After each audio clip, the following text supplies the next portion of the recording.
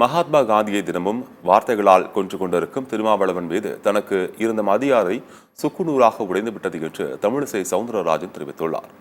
சென்னை தியாகராய நகரில் உள்ள பாஜக தலைமையகத்தில் செய்தியாளர்களை சந்தித்த தமிழிசை, காந்தி பிறந்த நாள் என்பதற்காக அல்ல, நிறைந்த அமாவாசை நாள் என்பதற்காகவே அக்டோபர் 2ஆம் தேதி மது ஒழிப்பு மாநாடு நடத்தப்பட்டதாக குறிப்பிட்டார். காந்தியை திருமாவளவன் விமர்சித்த பிறகும் பிசிக கூட்டணியில் காங்கிரஸ் இருப்பதாக தெரிவித்த தமிழிசை சவுந்தரராஜன், திராவிட அரசியல் பின்பற்றும் தமிழக வெற்றிக் கழகம் திமுகவை போன்று இரட்டை வேடம் போடுகிறது என்றும் கூறினார்.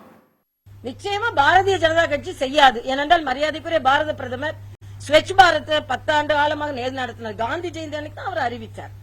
ஆக காந்தியை கூட அவர் குறிப்பிட்டார். சுதந்திரமான இந்தியா வேணுமா, சுத்தமான இந்தியா வேணுமான்னு கேட்டா காந்தி சுத்தமான இந்தியா கொடுங்க, அதுக்கப்புறம் சுதந்திரமான இந்தியா வாங்கி கொண்டு என்ற பேச்சே சொன்னார்.